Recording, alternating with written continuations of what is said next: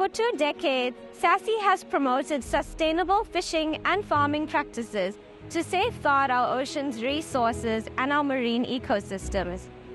SASSI aims to connect our consumer to the ocean with the aim of transforming consumers into ocean champions. So SASSI being around for 20 years, there's been a number of milestones that have been reached by the program.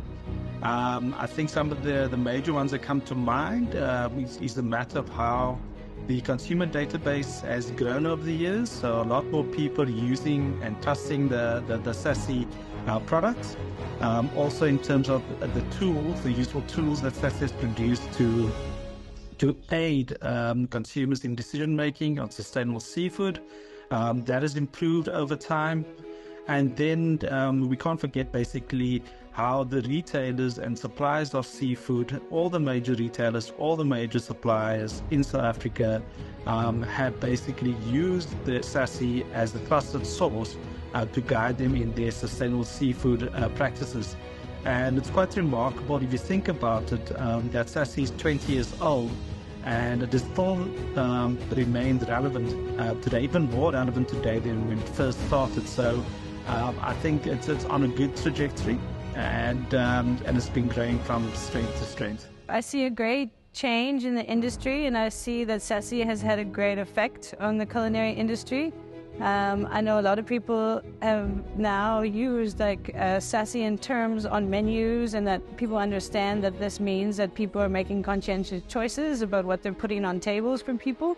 And also with my children, it means a lot because, they are very cognizant of that one, claim that in 2050 there'll be no fish to eat. And so if that's even remotely possible, we have a lot to do to make sure that, there's a stock of fish available in the future.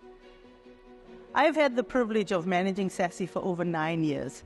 And yes, SASSI has had some of the amazing ups, but also some of the amazing downs.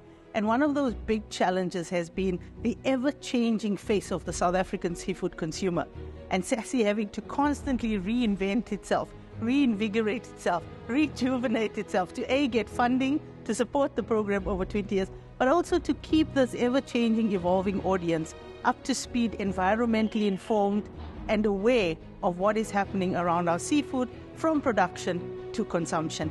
The second challenge is actually just getting full commitment from all our other retail partners, our seafood suppliers.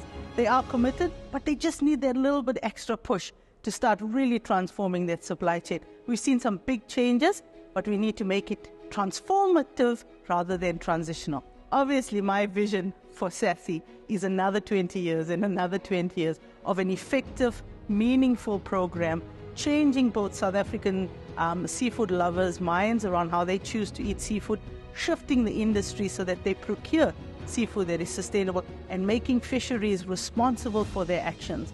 Because at the end of the day, the ocean's health, the integrity of the marine ecosystem is what we want to maintain, because those of us that live on land are actually so dependent on that marine environment.